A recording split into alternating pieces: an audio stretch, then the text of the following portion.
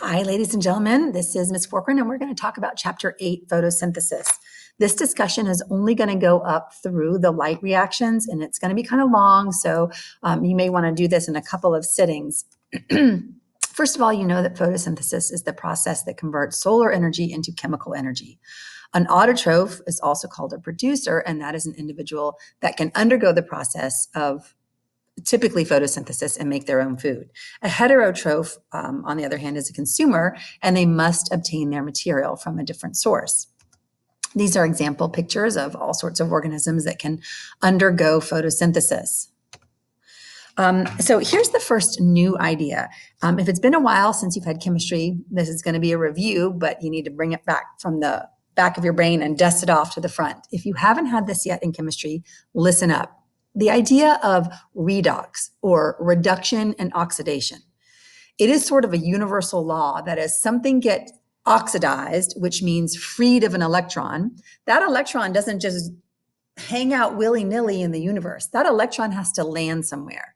And when that electron lands somewhere, the object upon which it landed becomes reduced. So we will often call those, since they always happen together, redox reactions, because you cannot be oxidized without something else being reduced. So we call them redox reactions. I don't know how else, I've got a couple tricks up my sleeve, but you just have to learn that oxidation, a substance loses an electron. So here in this chemical equation, X plus Y, or X electron plus Y yields X plus Y electron. So what happened here is X becomes oxidized. It loses the electron. Well, that electron's got to land somewhere, and it lands on Y. So you can see over here in the products of this chemical reaction that Y now has been reduced. So Y doesn't have the electron here. It has it over here, and it has been reduced. An easy way to remember that, excuse me, I beg your pardon, is oil rig, O-I-L-R-I-G, oil rig. Oxidation is losing. Reduction is gaining. That's a pretty easy way to remember it. There's another one called Leo says Gur, which I don't have that up here. In just a minute, you'll see it in another example. But generally speaking, and when you did your transpiration lab, you got kind of familiar with the leaf structure. You know that chlorophyll is the pigment that is inside the chloroplast, and mesophyll is this middle area of tissue where most of the chloroplasts are located. The thylakoid is this flat disc-like membrane within the whole chloroplast, and that's where the light reactions take place. And the space all around the thylakoids is called the stroma, and that is sort of a fluidy, cytoplasmic kind of substance, and that's where the Calvin cycle takes place. Okay, so let's talk about photosynthesis. It's complex reactions that are basically summarized into the fact that light energy is going to convert carbon dioxide and water into carbohydrates and oxygen. And again, there's a little bit more water created. It is a redox process in which water is oxidized. And what does it mean to be oxidized? It means you lose some electrons. Oxidation is losing. So water loses some electrons. It also loses its two hydrogens and becomes oxygen, which is kind of perfect.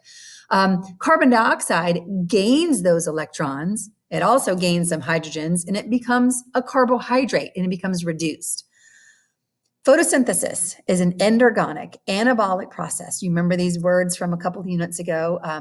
It is non-spontaneous, and it has a positive delta G. It's never going to happen on its own. It requires energy input, and the energy input is light. You remember that anabolic is building. What are we building in photosynthesis? Sugar.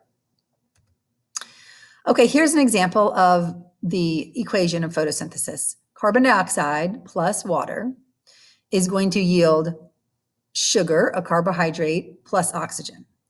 All right, so carbon dioxide is going to gain electrons. Okay, it goes in as CO2 and it comes out as a whole bunch more stuff. It's gained not only electrons, but it's gained a whole bunch more stuff. It has definitely been reduced. Water, on the other hand, goes in as water and it comes out as oxygen. So it's definitely been stripped of electrons. It's been oxidized, and it also lost some hydrogen. Where'd those hydrogen go? They went right over here to the sugar. And here's the Leo says GER, or Leo goes GER, lose electrons, oxidation, gain electrons, reduction. I kind of prefer oil rig. Oxidation is losing, reduction is gaining. But whatever makes it stick in your head, I want you to use. Here's another example. Carbon dioxide, it gets a bunch of stuff. It gets reduced. Do we see how we go in as simply CO2 and we come out as C6H12O6? Water becomes oxidized. It loses electrons and it leaves as oxygen. Excuse me. So all throughout the next couple of units, we're going to be talking about oxidation and reduction. Anytime something is oxidized, something else has to be reduced.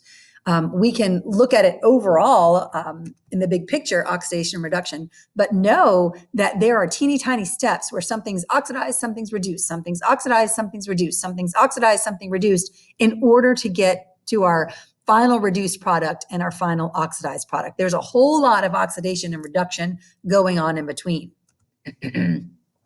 Okay, so photosynthesis can be broken down into two parts. And if you've already watched the other video I put up about what you need to be able to draw, and I hope that you have, and I hope that you're practicing. I don't know where my picture went. Oh, that's super weird. Okay, well, I can't find my picture, but the overall picture, the overall process has two parts. The light reactions, which if you think of it as the energy converting reaction, because we cannot use sunshine to build our sugar molecules. Excuse me, we have to use the cellular energy. And the building part, or the synthesis part, is the Calvin cycle. So light reactions, the photo part, and the Calvin cycle, the building part. We're going to go over today what happens in the light reactions, and it takes place in the thylakoids, those green flat discs inside the chloroplast. Water split, we release oxygen, we reduce NADP+, we add electrons and a hydrogen, and we turn it into NADPH. We're also going to generate ATP by something called photophosphorylation. You remember the term phosphorylation simply means to add a phosphate. And the driving factor behind the phosphorylation is going to be photo. The light's going to drive this synthesis because remember, that's an anabolic reaction. The Calvin cycle is going to use carbon dioxide, and it's going to use the ATP and NADPH we built in the light reactions to create sugar. Three parts are carbon fixation, reduction, and regeneration. I encourage you to watch this. I'm going to post the PowerPoint in a PDF version. This is a great animation. We will be watching it in class, but I encourage you to watch it again and again until you completely and totally understand this process. It's really a story of electrons and of hydrogens and then building a sugar. So this is the overall. Here's our chloroplast, and I want you to be able to draw this diagram. If you can draw this, then you conceptually get the idea of photosynthesis. Here's our stack of thylakoid membranes, and water goes in and light goes into the light reactions, along with these intermediates, NADP+ and ADP. What we produce in the light reactions are oxygen. We do that by splitting water, oxidizing water. And in the process of the light reactions, we create cellular energy and we create the electron carrier NADPH. Okay, so this is basically taking sunshine and converting it into cellular energy and some intermediate molecules that are carrying electrons and hydrogens that are going to be used in the building of sugar. I really like this diagram because the reactants are on top and the products are on the bottom. The Calvin cycle happens in the stroma, which is that gelatinous kind of cytoplasmic gooey stuff all around the thylakoids. It's the space in the chloroplast, and the carbon dioxide is going to come in and it's going to be reduced and it's going to come out as sugar. Okay, so this is the second section in your book, and it talks about the light reaction. I put here a money exchange because it absolutely is true. It's the equivalent of exchanging money. You cannot take your US dollars and go anywhere else in the world, typically, aside from maybe the bordering towns of Canada and Mexico, and spend those dollars. You have to change the currency. So we've got sunshine, which is an energy currency, but that is not going to do anything for us. We have to actually convert the sun's electromagnetic radiation into ATP. And we do that in the light reactions. The thylakoids actually transform the energy of the sunshine into ATP and NADPH. Excuse me. Okay, so let's talk about light for a second. Light is electromagnetic energy, and energy has certain wavelengths. Wavelengths are the distance between the crest of the wave. The wavelength determines the type of electromagnetic energy. The electromagnetic spectrum is the visible wavelength. So all of this is electromagnetic energy. And the wavelength determines what kind of energy it has. Obviously, X-rays are a different kind of energy that can penetrate our soft tissue and give us a picture of our bones, but they can also cause damaging mutations in our DNA. What we actually see as visible light are only the wavelengths from about 380 to 750 nanometers. Okay? All the rest of this we can't really see. And that's kind of cool. This is sort of a physics lesson on the side, but just to give you a frame of reference. But why do plants appear green? Well, certain wavelengths are absorbed, and what we see is actually not absorbed by an object, but reflected. So if the plant appears green, it's not actually absorbing the green wavelengths of visible light. It's sending them back out, and that's why we see green. It's absorbing the other wavelengths of electromagnetic radiation, but it's sending back the green. So the chlorophyll is reflecting green light. Basically, green is not used. Table that thought for a minute. Actually, this should sound familiar because you've already discussed this with the Engelmann experiment, hopefully. This is a photospectrometer, and this is how we determine an absorption spectrum. We used a prism to bend some light, and we passed green light through a chlorophyll solution. How do we know green light doesn't drive photosynthesis? Well, all of that green light is passed right through there, and high transmittance, low absorption means we're not using that light. When we bend the light and shine blue light on a chlorophyll suspension, we see that none of that light passes through, that the blue light is being absorbed by the plant, and it's going to be used to drive photosynthesis. Absorption spectrum, chlorophyll A and chlorophyll B. So we have the visible wavelengths of light here. We see that we're not absorbing really much of anything in the green and yellow section. Blue and red are wavelengths of light that are absorbed, and these are the wavelengths of light that drive photosynthesis. Your action spectrum, this is where most of photosynthesis happens, and you can see that it all occurs in the blue and red wavelengths of light. No photosynthesis to speak happens in the green wavelength. And this is exactly what Engelmann showed when he did his experiment with the filamentous algae, and he bent the light with a prism, and he found that these aerobic bacteria were congregating around areas where most of the oxygen were being produced, which he found to be in the red and in the blue wavelengths of light. So super low-key, unsophisticated experiment gave us the same result as our high-tech equipment does today. So what really happens when light is absorbed, when a photon reaches a pigment of chlorophyll? So we have a photon and it's hitting chlorophyll. Just like when you get excited, when something good happens, you jump up, okay? That electron jumps up. Normally, in an intact chloroplast, it will go wee down the electron transport chain. But when we have isolated chlorophyll solution and we don't have intact membranes, that electron just kind of falls back down to its ground state. And when it does so, it actually glows.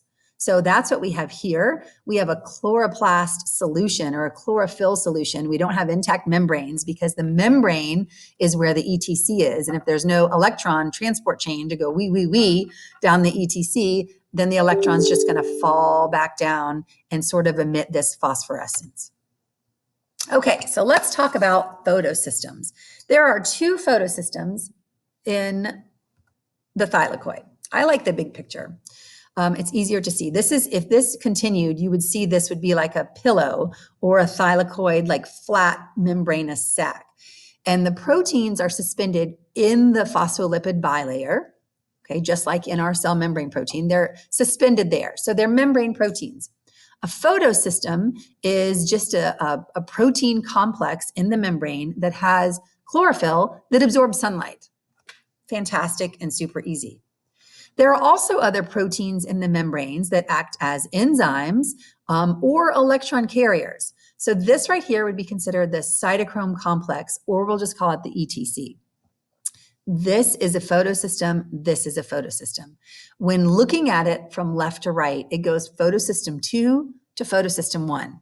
I know, that doesn't make sense.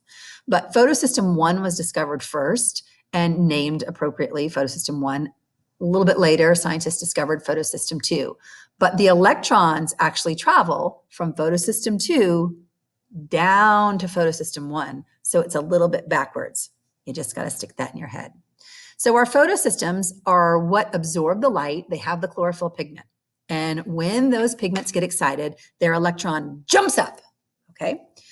When that chlorophyll pigment loses an electron, it has become oxidized and it's freaking out. It's lost an electron. It wants its electron back.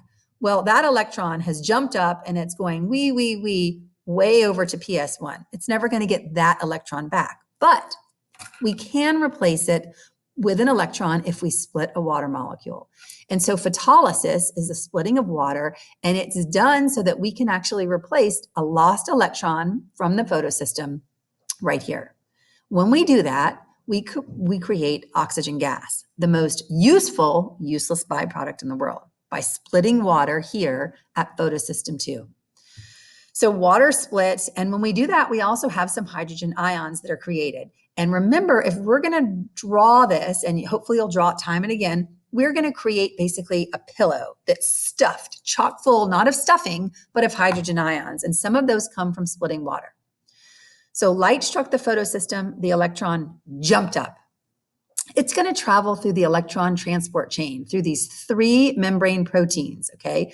It is not important that you know their individual names or what they do. You just need to know that they're going to go, the electron's going to go wee down the ETC.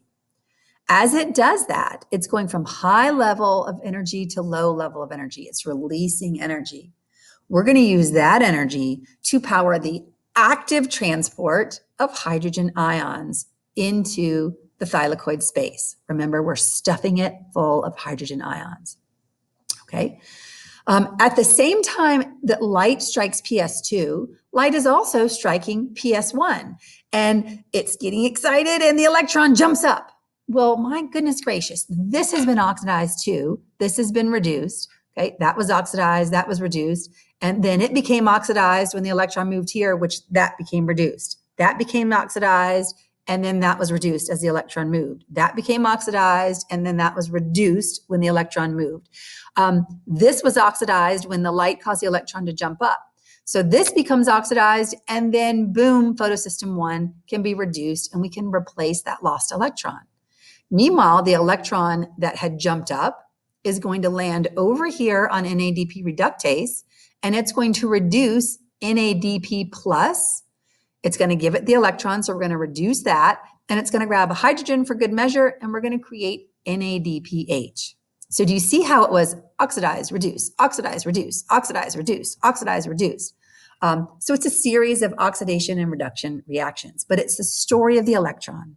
The electron gets excited, it jumps up from photosystem 2. It goes wee down the ETC over to photosystem 1, who also had an excited electron that jumped up and jumped over to NADP reductase, where it reduces NADP plus into NADPH.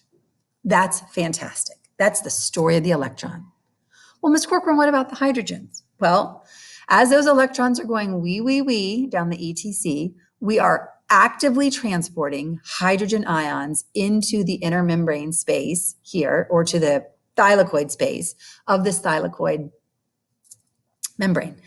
So they all want to get away from each other, and there's one and only one exit. It is a transport protein, an ion channel, through which the hydrogen ions are going to move. And as they slide from high concentration to low, that's easy for them to do.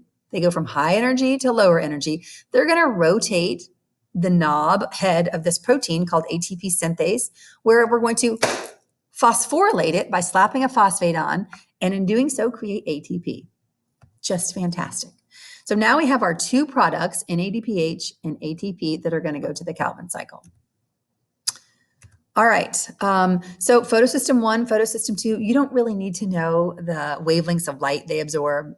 That's totally fine. One is 700, the other is 680. What you do need to know is this diagram. You need to know everything that's happening. You need to be able to draw it. You need to be able to label it if it's given to you drawn and not labeled. You need to know that photosystem 2 comes before photosystem 1, and that the three little dots in between the two photosystems are the electron transport chain. And electrons go from PS2 down to PS1 on the ETC. The other job of the ETC is to push hydrogen ions, actively transport them into the thylakoid membrane. Goodness. And then those hydrogen ions are going to fall out through ATP synthase, making ATP. Eventually, from photosystem 1, an electron is going to be excited and jump up and over and reduce NADP plus to NADPH. That's called linear electron flow. This is a very simplified version of it. I'm going to get it just a little bit bigger. This shows you PS2 and this shows you PS1. I don't like that splitting water is over here. I like that it actually, is on, I think of it as the inside. It happens on the inside, but this just shows you the electron jumps up from PS2, goes wee down to PS1. An electron jumps up from there and goes over to NADP reductase, the story of the electrons. Often in our book, the diagrams will show the cytochrome complex or the electron transport chain resulting in ATP production. Well, that's totally true, but they're not showing the hydrogen ions or the protons moving in and then flowing out through ATP synthase. But none of that would happen if we weren't able to actively transport protons in through the thylakoid. Okay, I'm not going to go through these. This is basically the story of the electron, so I'm going to let you read those yourself. Let's see.